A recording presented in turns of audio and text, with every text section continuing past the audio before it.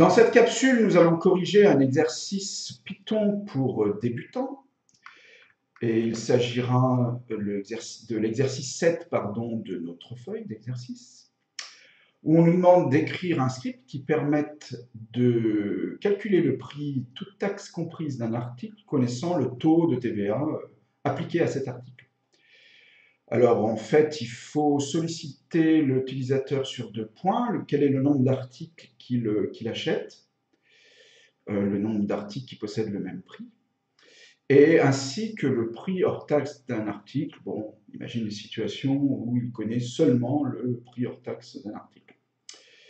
Et donc le programme doit calculer et afficher le total du prix hors taxe, mais ça, il ne fait que répercuter ce qu'a rentré l'utilisateur, hein. Il suffit que multiplier par le nom de l'article.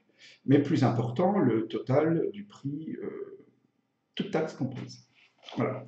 Alors, on va s'y atteler. Rendons-nous dans Idle. J'ai fait un premier affichage du titre du programme. Et le Sharp ici permet d'intégrer des commentaires dans nos programmes, ce qu'on va faire de plus en plus fréquemment.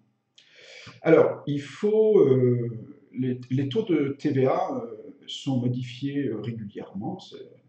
Depuis quelques dizaines d'années, enfin depuis l'avènement de la TVA, ça a été modifié à 4 ou 5 reprises, je crois.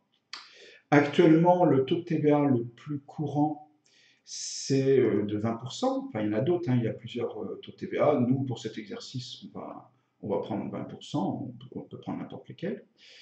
Et justement, pour pouvoir modifier assez facilement ce taux, on va le mettre dans une variable qui en fait sera une constante, mais là, Python ne va pas vraiment faire la différence. Et donc, on va mettre ce taux de TVA dans une variable qui s'appelle TVA. Alors là, c'est le moment où on sollicite l'utilisateur. Il faut lui demander combien d'articles il veut acheter. Donc là, on procède comme dans les capsules précédentes. Avec un input, on n'oublie pas de convertir en float, sinon il y a un message d'erreur, et c'est dans la variable. Tout ceci se met dans la variable nbarticle. Je le sollicite une deuxième fois en lui demandant le prix hors taxe d'un article. Je procède de même et je mets le résultat de la saisie dans une variable que j'appelle PHT. Alors là, je vais calculer, puisque j'ai besoin de l'afficher, je vais calculer le prix hors taxe des n articles. Donc je multiplie nb articles par PHT, ça me donne le prix. C'est la première réponse à l'affichage réclamée par l'énoncé. Ça me donne le prix hors taxe de tous les articles, du total de tous les articles. Et donc j'ai besoin d'avoir désormais le prix TTC. Donc là, c'est des mathématiques pures. Donc je multiplie le prix hors taxe par 1 plus le pourcentage, plus le taux, divisé par 100. Alors, si vous avez des difficultés avec cette formule, cherchez par ailleurs. En tout cas, c'est pas a priori, vous devez pouvoir comprendre ça assez rapidement. Et puis, la plupart d'entre vous, vous devez connaître cette formule. Enfin, cette formule. Comment procéder, en tout cas. Alors, on va dans un premier temps, on ne va pas faire attention, mais on va le faire puisque dans l'énoncé, on me demande d'afficher le total du prix hors taxe ainsi que le total du prix TTC. Alors, ce n'est pas précisé dans l'énoncé, mais il va falloir qu'on fasse très attention au formatage, c'est-à-dire à donner un résultat en euros centimes. Alors, pour l'instant, on va dire qu'on ne fait pas attention. Attendez qu'on voit tout quand même. Et donc, on va juste afficher le prix sans formatage, TTC. On va voir ce que ça va donner sur un exemple. D'ailleurs, on va voir tout de suite, puisqu'il faut savoir si on a besoin de rectifier. Alors, peu importe, on va essayer de faire en sorte que ça tombe pas trop. Alors, 7, 9 euros. Alors, là déjà, il n'y a pas l'unité. C'est embarrassant. Et on n'écrit pas ce résultat sous cette forme-là quand on donne un résultat au format monétaire. On dit 75,60 € et pas 6. Alors, alors on verra ultérieurement comment effectuer un formatage efficace sous Python avec la méthode, la fonction format. Mais là, on va essayer de se débrouiller sans. Et donc, ce qu'on va faire, on va manipuler les nombres en essayant de récupérer des éléments, rajouter le zéro, tout ça. Alors, on va voir comment procéder. Alors là, dans un premier temps, euh, là, puisque je convertis en entier total TTC, CH1, la variable CH1, va contenir les chiffres de la partie entière de total TTC.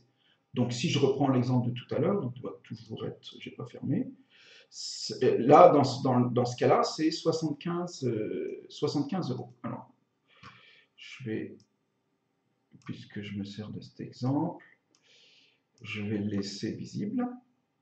Voilà. Alors voilà, ça récupère la partie entière. D'ailleurs, je vais même le mettre en commentaire, puisque on peut tout à fait oublier d'une fois sur une autre ce qu'on a fait. Alors, ensuite, je vais me servir d'une autre variable qui, elle, va contenir les centimes et en fait les deux premiers chiffres après les virgules de total TTC. Je m'explique. Si je multiplie par 100 total TTC, par exemple avec 75,6, ça me donne 7560. Et donc là, l'idée, c'est de récupérer les deux premiers chiffres. Les deux premiers chiffres après la virgule, c'est-à-dire 60. Alors, dans un premier temps, là, je les ai tous, 75, 60. Ici, CH2 prendra la valeur 75, 60. Et ensuite, au moment qui précède vraiment l'affichage, voici comment je vais m'y prendre. Alors, je vous écris la ligne. Alors, je vais agrandir un petit peu. Alors, je vais pousser ça. Je vais agrandir ça.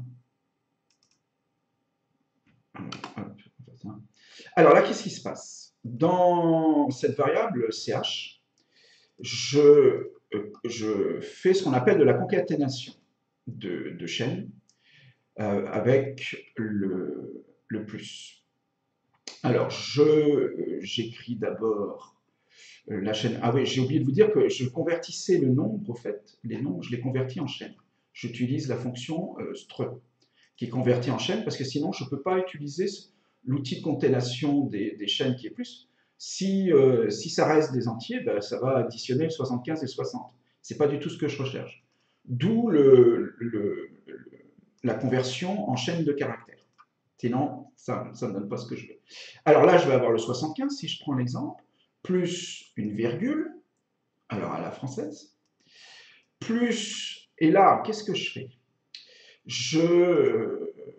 J'utilise une des propriétés des chaînes de caractères qui me permettent, qui ont des comportements comme des tableaux, c'est-à-dire que je peux récupérer chaque caractère à l'aide d'indices. Alors là, qu'est-ce qui se passe? Là, je récupère la longueur, ça c'est la longueur de CH2, en l'occurrence 4, 7560, sa longueur c'est 4, moins 2, ça fait 2, et donc là je récupère le caractère d'indice 2 dans CH2. Or, les indices sous Python, mais sous tous les langages de programmation, démarrent à 0. Donc l'indice 0 me donne le nombre 7. L'indice 1 me donne 5, et donc on a 7560, je vous rappelle, dans CH2. Et donc ça me permet de récupérer le 6. Parce que 6 est le troisième caractère de la chaîne CH2, mais en fait, c'est le terme d'indice 2, puisque ça démarre à 0. Je ne m'étends pas beaucoup plus sur celui-là, ça va me permettre de récupérer donc le terme d'indice 3, mais le terme d'indice 3 dans CH2, c'est le dernier, donc c'est 0. Voilà. Alors c'est un peu long, et ouais, vous verrez ultérieurement, il y aura des méthodes un petit peu beaucoup plus, beaucoup plus, beaucoup plus sympas à mettre en place. Mais ça permet de voir des choses qui, pour un débutant, sont essentielles. C'est-à-dire qu'on peut récupérer des caractères dans une chaîne de caractères. Et puis là, bon, bah, je mets le signe euro et TTC. Et au final, je n'ai pas affiché pour l'instant, il n'y a pas de print, donc je suis obligé de rajouter une dernière ligne de print, et j'ai juste à rajouter mon CH. Alors, on va voir ce que ça donne. Save, run module. Voici. Alors, on va mettre, on va mettre la même chose. 7 articles, 9, on va voir ce que ça donne. Alors, il me remet parce que j'ai pas enlevé la ligne où il n'y avait pas de formatage 75-60. Et là, bon, alors, il faudra, dans d'autres capsules, qu'on comprenne ce qui se passe par rapport aux arrondis. Effectivement, on dirait que ça donne pas le même nombre. Parfois, les arrondis fournis par Python sont pas tout à fait exacts. On en reparlera ultérieurement. Voilà, en tout cas, ça marche. Ça répond bien à ce que je souhaitais, et puis on n'est pas un centime près. Ça répond bien à ce que nous demandait l'énoncé. Voilà, merci d'avoir suivi cette capsule, et je vous dis à très bientôt.